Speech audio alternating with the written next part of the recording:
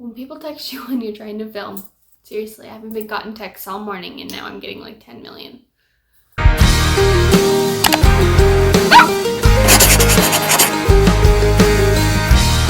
What's up guys? My name is Shelby K and I make videos all about living that vet tech life. Today I'm going to be sharing my veterinary journey with you guys, letting you know kind of how I got started, the different things I've had to do and gone through, and where I'm at now, kind of what I'm doing, that kind of thing. As I said in other videos, I'm kind of taking an alternate route to getting my tech license, so we'll kind of go over that in this video. Kind of let you guys see that there are some other ways to get your tech license, you just have to kind of look into it. So, without further ado, let's go ahead and get into the video. So my journey kind of starts when I was a very small child. I remember wanting to be a vet at a very, very young age. I loved animals ever since we got my first dog. He was a Dalmatian, his name was Serge. I'll insert a picture here. He was the greatest dog ever, and ever since we got him, I knew I wanted to be a vet. I wanted to be a doggy doctor. That's what I wanted to do. So that was kind of my plan for a good majority of my childhood. Then probably around 6th grade, I kind of realized I didn't want to have to put animals to sleep. That was my biggest thing. I didn't want to have to put them to sleep. So I decided didn't want to do that anymore. Also, I hated science at the time, so that didn't really help. So that was not what I wanted to do anymore. I got really into video editing, animation, making AMVs on YouTube, things like that. That's kind of where my focus drifted, and that was kind of my focus through high school and then when I started in college. However, when I got to college, I still wanted to be a video editor, things like that, but I was going to take the more like IT route, so I had something to fall back on in case the editing part didn't work out. I started taking those classes and I absolutely hated it. I failed that entire semester, both for personal reasons, just because I didn't care about the classes, but also I had some medical stuff going on, but that's kind of a different story. I was kind of left at this point at the end of my sophomore year of college where I needed to declare a major and I didn't know what I wanted to do. So I was kind of stuck in this stage where I was like, okay, well, what do I really like? So I kind of came up with a couple of options. My first option was I could be a teacher. I had always thought about being a teacher even since I was a kid. I loved playing school and pretending to be the teacher, and I loved helping my classmates with their homework, things like that. At this point, I had also started to gain a little bit more of a passion for science and realized I was really good at it. And so I was like, okay, well, maybe something with science. So I was thinking, okay, well, maybe I could become a pediatrician. But I don't know, pediatrician just didn't really interest me. So then I was like, okay, well, I do like working with kids, but what else do I like? I also really like animals. And at this point, I had gotten really back into like the animal cop shows on Animal Planet. I used to love them a lot when I was a kid.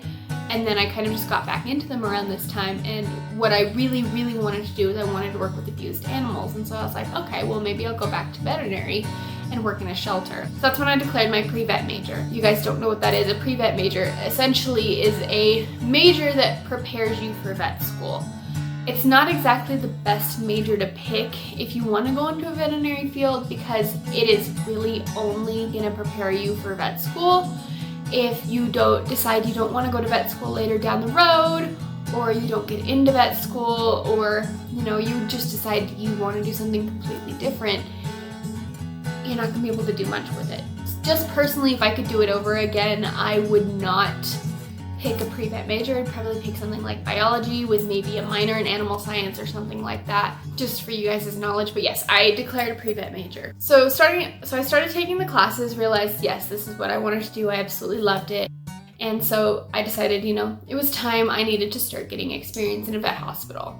So I shadowed at actually the practice I work at now. I shadowed there a day just to kind of see what it was like. I knew from that first day this was something I was meant to do. So I was like, okay, I gotta try to find a job. I did try to reach out to a couple other practices, see if I could shadow, but I just never heard back and it just didn't happen. So I just started applying. I applied online.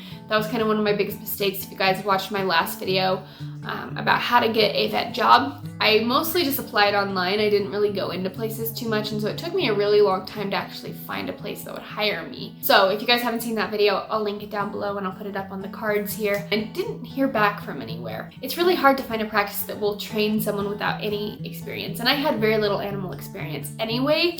I was part of the pre-vet club at my university. I was actually the treasurer. I'd owned pets my whole life. I had dogs, we'd had cats that just had kittens upon kittens upon kittens because we never got them spayed. So I had a lot of like pet experience, but I didn't really have any experience working with animals. You know, I wasn't getting a job at a vet hospital, so I started applying for like PetSmart and different pet stores. I wasn't hearing back from them either, and at this point I had very little job experience anyway. I was working my second job ever at this point, and I hadn't been there for very long. So finding a job in general was just kind of hard because I had very little job experience. As I said, I was part of the pre-vet club, and we had a Facebook page, and someone posted on the Facebook page saying, hey, my clinic that I work at now is hiring. They hire without experience. Come apply in person, turn in a resume. So I jumped on it. I went in, I turned in a resume. I heard back from them the next day, scheduled an interview, and they hired me right there on the spot. So I started working there. I was working as an assistant. It was a very tiny clinic, only 2 doctors. They only saw like maybe 10 appointments a day. It was very small. It was very slow. It was very outdated. It was very old. The doctors were older. They were, you know, in their late 70s.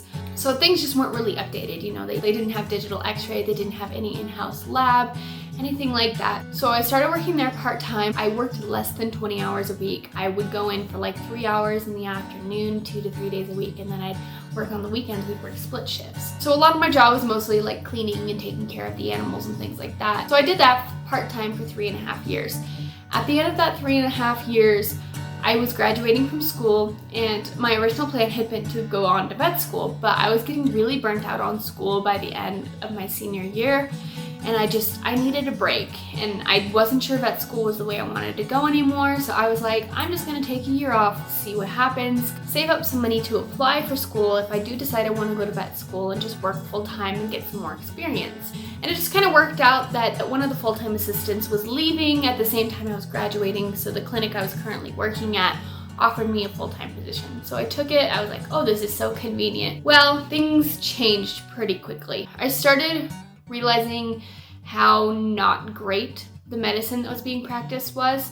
There was a lot of things that you didn't see as a part-time employee because you're only there for a couple hours a day that went on during the day that I just did not necessarily agree with. There were just a lot of things that I felt were kind of negligent or not really the way that things should be practiced. You know, I'm not trying to like bash on this hospital at all. There was some things that I didn't agree with. The doctor I worked for in particular was kind of really trying to retire, so he'd kind of gotten this I don't care anymore mindset, and it really showed, and I wasn't happy anymore. I didn't feel useful because the doctors literally did everything. They did their own toenail trims.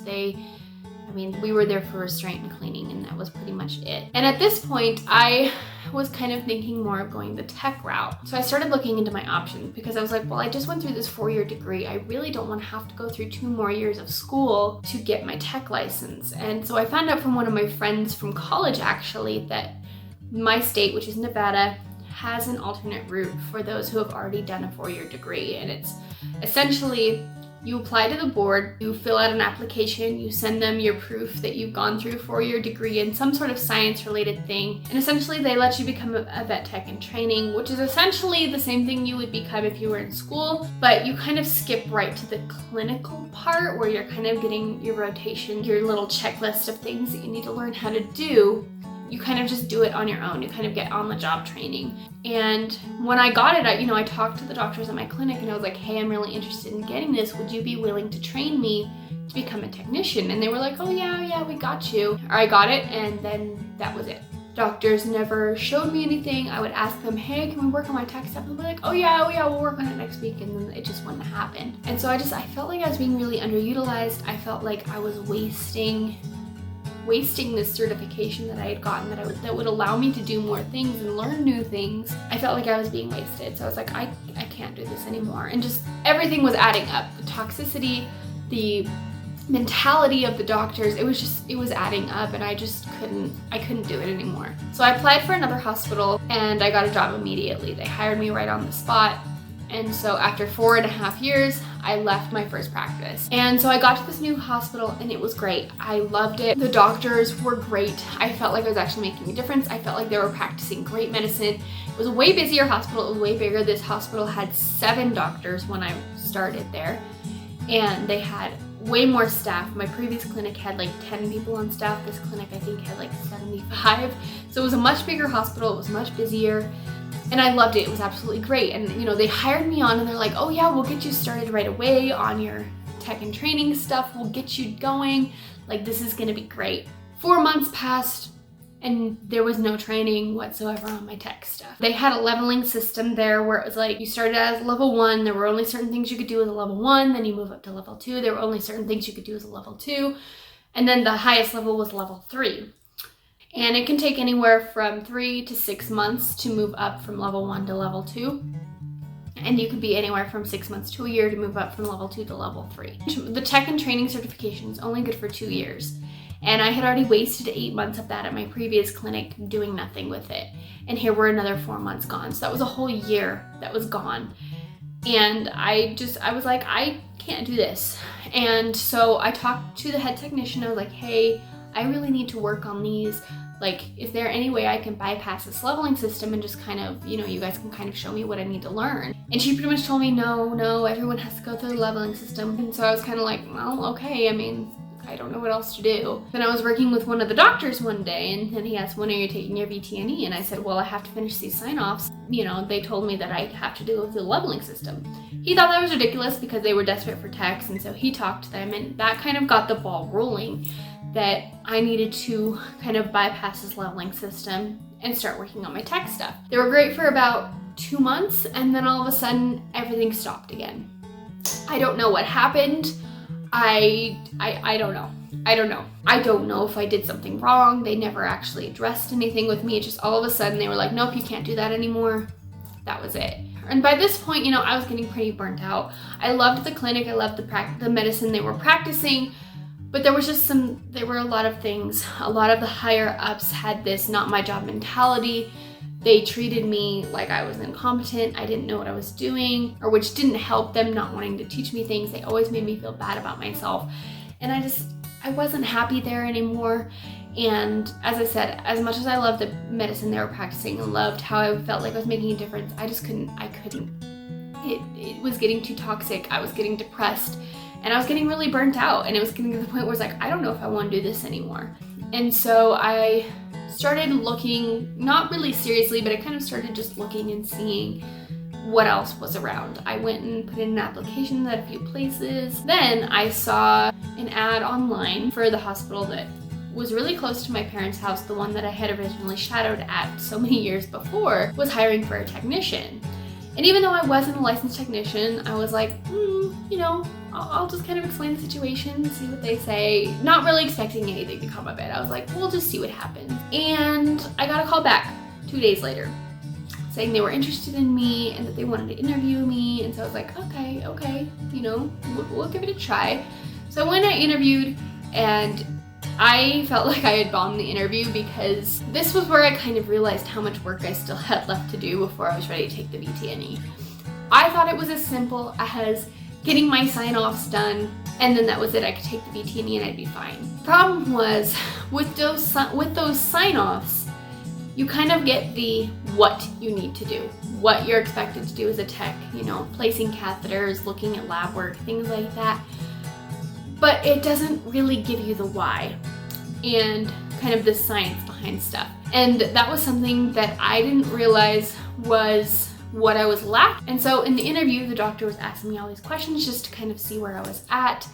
And she realized pretty quickly that I didn't have the why part. I didn't have the science behind it. And so I left that interview feeling very, I don't want to say defeated, because I was kind of like, well, if it doesn't happen, it doesn't happen.